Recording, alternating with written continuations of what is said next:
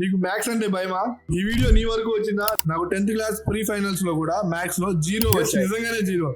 ఆ టైంలో మ్యాథ్స్ అంటే ఇంపాసిబుల్ అనిపించేది. నేను స్మార్ట్ కాదేమో, నాకు మ్యాథ్స్ రాదేమో, ఇలాంటి థాట్స్ తో నేను 10th క్లాస్ పాస్ అవ్వగలను అనే డౌట్. ఫైనల్ ఎగ్జామ్స్ కి 2 months ముందు నుంచి ప్రాక్టీస్ చేయడం మొదలు పెట్టా.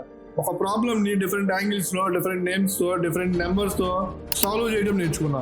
ఇలాంటి ఒక ప్రాక్టీస్ తో నేను 10th క్లాస్ మ్యాథ్స్ ని ఓవర్కమ్ చేసి మరి పాస్ అయ్యి 10th క్లాస్ ఎడ్యుకేషన్ నుంచి నేను 1 year బ్రేక్ తీసుకున్నా. కానీ ఇంటర్మీడియట్ లో మళ్ళీ ఎంపీసీనే తీసుకున్నా. ఇంటర్మీడియట్ లో కాన్ఫిడెన్స్ తో ఎంపీసీ తీసుకోలేదు. మ్యాథమెటిక్స్ అనే ఫియర్ నా ఫ్యూచర్ ని డిసైడ్ చేయకూడదు అని ఎంపీసీ తీసుకున్నా. మళ్ళీ ఫెయిల్ అయ్యా, మళ్ళీ స్ట్రగుల్ అయ్యా, కానీ క్విట్ అవ్వలేదు. ఒకటే ఫార్ములా, ఒకటే problem, only small win at a time. Subject లో కాన్సెప్ట్ అర్థం అవ్వలేదని చాప్టర్ ని స్కిప్ చేయకూడదు, మళ్ళీ బేసిక్స్ నుంచి స్టార్ట్ చేయాలి.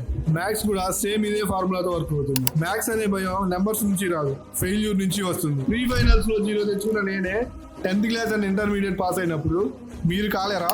ఫియర్ అనేది నీ లిమిట్ కాదు, నీ mind set. Don't fear about the mathematics. ఒక్కసారి బేసిక్స్ తో తిప్పి కొడితే పరిగెత్త. మ్యాథ్స్ అంటే ఎప్పటికీ భయం అయితే ఫియర్ అని కామెంట్ చేయి. భయం లేకపోతే ఒక లైక్ చేసి సబ్స్క్రైబ్ చేయి.